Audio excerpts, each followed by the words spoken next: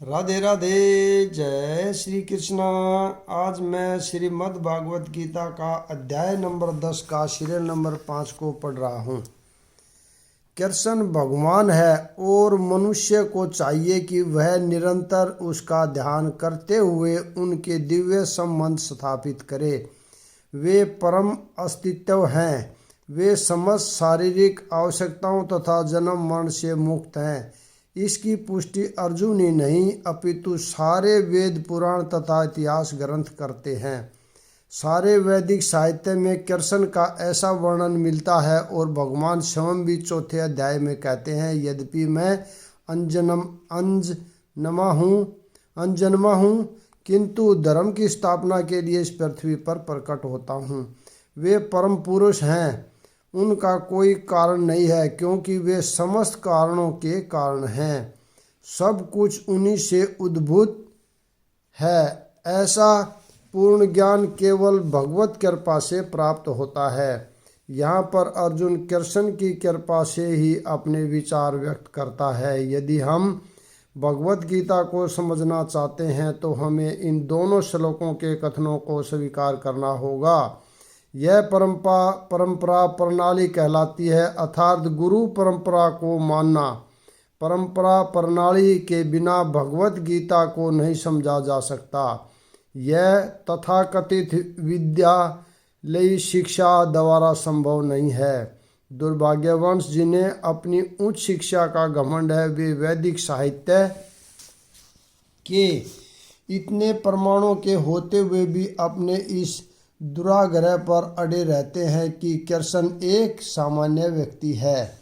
हे कृष्ण, आपने मुझसे जो कुछ कहा है उसे मैं पूर्णतः सत्य मानता हूँ। हे प्रभु, न तो देवतागण न असुरगण ही आपके स्वरूप को समझ सकते हैं। यहाँ पर अर्जुन इसकी पुष्टि करता है कि श्रद्धाहीन तथा आसुरी प्रकृति वाले लोग कृष्ण को नहीं समझ सकते। जब देवतागण तक उन्हें नहीं समझ पाते तो आधुनिक जगत के तथाकथित विद्वानों का क्या कहना। भगवत कृपा से अर्जुन समझ गया कि परम सत्य कृष्ण है और वे संपूर्ण हैं। अतः हमें अर्जुन के पथ का अनुसरण करना चाहिए। उसे भगवत गीता का प्रमाण प्राप्त था। जैसा कि भगवत गीता के 4th अध्याय में कहा गया है, भगवत गीता के समझने की गुरु परंपरा का ह्रास हो चुका था। अतः कृष्ण ने अर्जुन से उनकी पुनः स्थापना की क्योंकि वे अर्जुन को अपना परम प्रिय सखा तथा भक्त समझते थे। अतः जैसा कि गीतोपनिषद में भूमिका में हमने कहा है, भगवत गीता का ज्ञान परंपरा विधि से प्राप्त करना चाहिए। परंपरा विधि के लुप्त होने पर उसके सूत्रपात के लिए अर्जुन को चुना गया। हमें चाहिए कि अर्जुन का हम अनुसरण करें। जिसने कृष्ण की सारी बातें जान ली, तभी हम भगवत गीता के सार को समझ सकेंगे और तभी कृष्ण को भगवान रूप में जान सकेंगे। हे परम पुरुष, हे सबके उद्गम,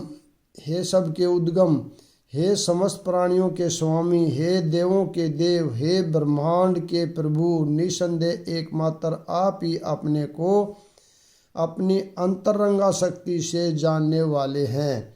परमेश्वर कृष्ण को वे ही जान सकते हैं जो अर्जुन तथा उसके अनुयायियों की भांति भक्ति करने के माध्यम से भगवान के संपर्क में रहते हैं। आसुरी या नास्तिक प्रकृति वाले लोग कृष्ण को नहीं जान सकते। ऐसा मनोधर्म जो भगवान से दूर ले जाए परम पातक है और जो कृष्ण को नहीं जानता उसे भगवत गीता की टीका करने का प्रयत्न नहीं करना चाहिए। भगवत गीता कृष्ण की वाणी है और चूंकि वह कृष्ण का तत्व विज्ञान है, अतः इसे कृष्ण से ही समझना चाहिए। जैसा कि अर्जुन ने किया, इसे नास्तिकों से ग्रहण नहीं करना चाहिए।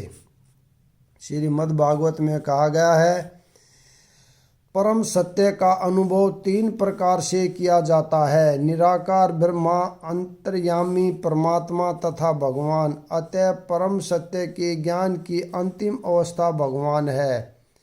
हो सकता है कि सामान्य व्यक्ति अथवा ऐसा मुक्त पुरुष भी जिसने निराकार ब्रह्मा अथवा अंतर्यामी परमात्मा का साक्षात्कार किया है, भगवान को न समझ पाए। अतः ऐसे व्यक्तियों को चाहिए कि वे भगवान को भगवत गीता के श्लोकों से जानने का प्रयास करें, जिन्हें स्वयं कृष्ण ने कहा है। कभी कभी निर्विशेषवादी कृष्ण को भगवान के रूप में या उनकी पारमाणिकता को स्वीकार करते हैं, किंतु अनेक मुक्त पुरुष कृष्ण को पुरुषोत्तम रूप में नहीं समझ पाते। इसलिए अर्जुन उन्हें पुरुषोत्तम कहकर संबोधित करता है। इतने पर भी कुछ लोग यह नहीं समझ पाते कि कृष्ण समस्त जीवों के जनक हैं। इसलिए अर्जुन उन्हें भूत भावन कहकर संबोधित करता है। यदि कोई उन्हें भूत भावन के रूप में समझ लेता है तो भी वह उन्हें परम नियंता के रूप में नहीं जान पाता। इसलिए उन्हें यहाँ पर भूतेश या परम नियंता कहा गया है। यदि कोई भूतेश रूप में भी उन्हें समझ लेता है तो भी उन्हें समस्त देवताओं के उद्गम रूप में नहीं समझ पाता। इसलिए उन्हें देव सभी देवताओं का पूजनीय देव कहा गया है। यदि देव रूप में भी उन्हें समझ लिया जाए तो वे प्रत्येक वस्तु के परम स्वामी के रूप में समझ में नहीं आते। इसलिए यहाँ पर उन्हें जग उत्पत्ति कहा गया है। इस प्रकार अर्जुन की अनुभूति के आधार पर कृष्ण विषय सत्य की स्थापना इस श्लोक में हुई है। हमें चाहिए कि कृष्ण को यथारूप में समझने के लिए हम अर्जुन के पद चिन्हों का अनुसरण करें। कृपा करके विस्तार पूर्वक मुझे अपने उन दैवी ऐश्वर्यों को बताए जिनके द्वारा आप इन समस्त लोकों में व्यापक हैं। इस श्लोक से ऐसा लगता है कि अर्जुन भगवान संबंधी अपने ज्ञान से पहले से संतुष्ट हैं। कृष्ण कृपा से अर्जुन को व्यक्तिगत अनुभव, बुद्धि तथा ज्ञान और मनुष्य को इन साधनों से जो कुछ भी प्राप्त हो सकता है वह सब प्राप्त है, तथा उसने कृष्ण को भगवान के रूप में समझ रखा है। उसे किसी प्रकार की संशय नहीं है, तो भी वह कृष्ण से अपनी सर्वव्यापकता की व्याख्या करने के लिए अनुरोध करता है। सामान्य जन तथा विशेष रूप से निर्विशेषवादी भगवान की सर्वव्यापकता के विषय में अधिक विचारशील रहते हैं। अतः अर्जुन श्री कृष्ण वे अपनी विभिन्न शक्तियों के द्वारा किस प्रकार सर्वव्यापी रूप में विद्यमान रहते हैं। हमें यह जानना चाहिए कि अर्जुन सामान्य लोगों के हित के लिए ही यह पूछ रहा है। हे कृष्ण, हे परम योगी, मैं किस तरह आपका निरंतर चिंतन करूं और आपको कैसे जानूं। हे भगवान, आपका स्मरण किन किन रूपों में किया जाए।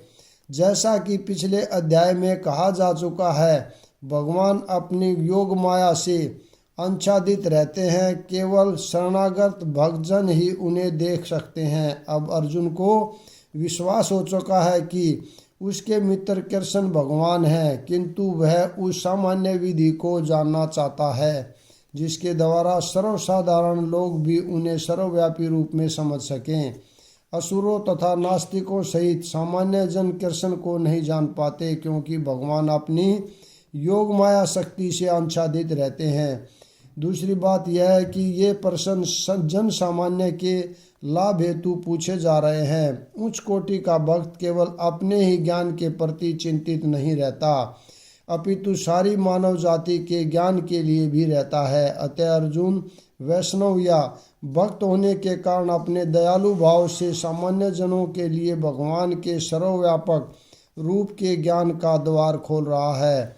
वह कृष्ण को जानबूझकर योगिन कहकर संबोधित करता है, क्योंकि वे योग माया शक्ति के स्वामी हैं, जिसके कारण वे सामान्य जन के लिए अप्रकट या प्रकट होते हैं। सामान्य जन जिसे कृष्ण के प्रति कोई प्रेम नहीं है, कृष्ण के विषय में निरंतर नहीं सोच सकता, वह तो भौतिक चिंतन करता है। अर्जुन इस संसार के भौतिकवादी लोगों की चिंतन प्रवृत्ति के विषय में यह विचार कर रहा है।